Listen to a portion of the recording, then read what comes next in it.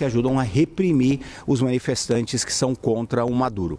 E, infelizmente, a gente vai ver mais violência, muito provavelmente na quinta, na sexta e talvez no final de semana. Na sexta-feira está marcada a posse do Maduro, que não vai ser aceita pela... Mais um assunto para o nosso analista Américo Martins.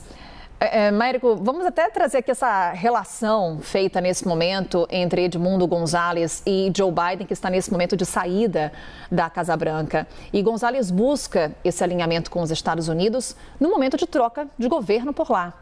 Diante das manifestações de Trump, do que ele disse durante a campanha eleitoral, do que ele disse depois de eleito nos Estados Unidos, qual deve ser o papel dos Estados Unidos para esse impasse político na Venezuela? Américo Martins, nosso analista de internacional. A gente perdeu contato com o Américo, mas que daqui a pouquinho volta para trazer para a gente esse panorama de como os Estados Unidos devem atuar diante desse impasse que estamos acompanhando na Venezuela. Lembrando mais uma vez a vocês que Edmundo González se reuniu com o ainda presidente do país, Joe Biden, manifestou inclusive que já está em contato com a equipe do presidente eleito dos Estados Unidos, Donald Trump.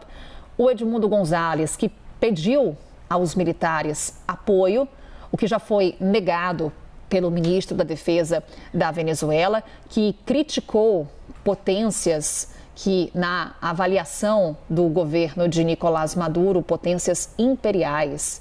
E há essa preocupação, essa tensão nesse momento em que a posse de Nicolás Maduro está marcada para o dia 10 de janeiro no país. E Edmundo González diz, o opositor, diz que venceu as eleições e que ele sim é o presidente da Venezuela. Esse é o impasse que temos no momento, Américo Martins. Agora sim, em contato com ele, nosso analista, para entender onde é que entram os Estados Unidos em tudo isso. Estados Unidos teve um novo comando de Donald Trump, diante do que já acompanhamos das declarações de Donald Trump com relação a Nicolás Maduro, ao que está acontecendo na Venezuela.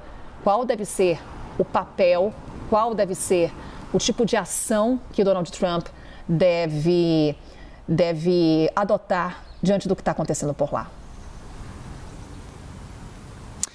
Carol, no seu primeiro mandato, o Donald Trump chegou a cogitar a possibilidade de alguma intervenção militar para depor o Maduro na Venezuela. Mas isso dependeria, na ocasião, de apoio de dois países muito importantes na região e fronteiriços da Venezuela, a Colômbia e o Brasil, que na época era administrado pelo presidente Jair Bolsonaro. Nenhum dos dois países resolveu aderir a essa aventura. Os Estados Unidos mudaram de governo, mas agora a gente vai ver um Donald Trump mais poderoso, um Donald Trump que tem mais apoio no Congresso e um secretário de Estado pela primeira vez de origem latina, o Marco Rubio, atual senador na Flórida, filho de cubanos, que é muito crítico da Venezuela.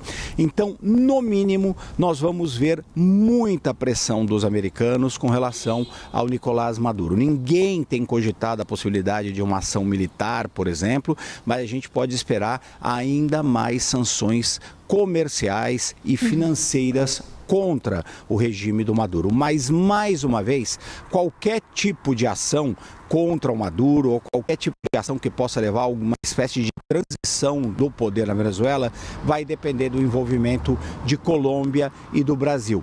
Dois países que não reconheceram até agora essa suposta vitória do Nicolás Maduro, até porque nós temos mais do que comprovações de que essas eleições foram devidamente fraudadas pelo governo da Venezuela, então não há como reconhecer essa eleição do Maduro, mas os dois países querem manter as relações com Caracas, embora estejam muito frias neste momento. Eu queria destacar também, Carol, essa iniciativa aí do Edmundo González de fazer um apelo direto às Forças Armadas na Venezuela, dizendo que eles deveriam ajudar na transição de poder. Esse apelo não tinha a menor esperança. O próprio González sabia que as Forças Armadas não iriam mudar a sua posição. As Forças Armadas são o principal pilar de sustentação do Maduro, mas também são o caminho para uma eventual mudança.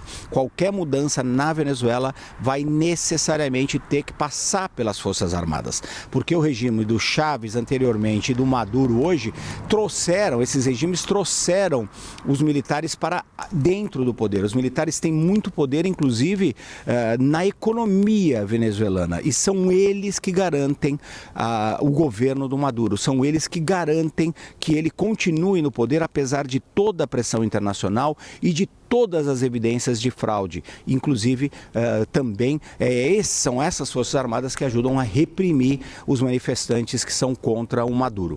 E, infelizmente, a gente vai ver mais violência, muito provavelmente na quinta, na sexta e talvez no final de semana. Na sexta-feira está marcada a posse do Maduro, que não vai ser aceita pela oposição, e os dois lados já convocaram manifestações. Tem tudo para acabar em violência isso, Carol.